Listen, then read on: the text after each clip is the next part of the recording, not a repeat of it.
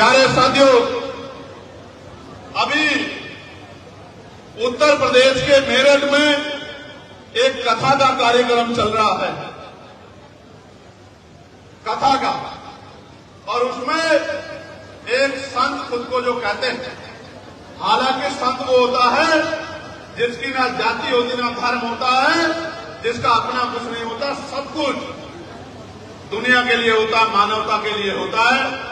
एक संत खुद को कहने वाले व्यक्ति ने कहा कि मेरठ में आके ऐसा लग रहा है जैसे मिनी पाकिस्तान में आ गए थे। कहां गए हो? कहां गए हो? कहां गए हो? आप ये समझिए, पहले तो उनको दिखता नहीं है, ये वो खुद कहते हैं। वो कहते हैं कि बचपन से मेरी आंखें नहीं। दूसरी तरफ वो मेरठ में आके जो किसानों की धरती है, 1857 की क्रांति की धरती, कोतवाल धन सिंह गुर्जर की धरती है, माता दीन वाल्मीकि जी की धरती है, जहां से पहला गदर शुरू हुआ, उस धरती पे आके कहते हैं कि मिनी पाकिस्तान दिखाई देता।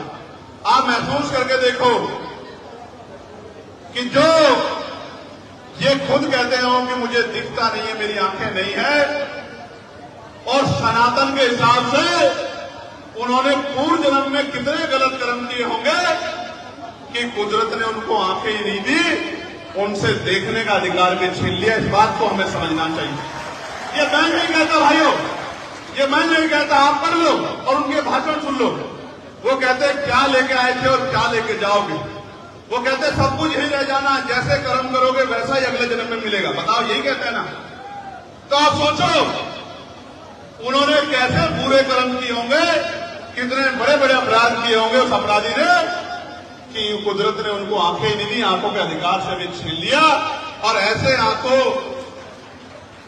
जिन्होंने इतने बड़े अपराध किए, उन लोगों से भी आज जनता को ज्ञान लेना पड़ रहा है। ये बहुत चिंता का विषय है।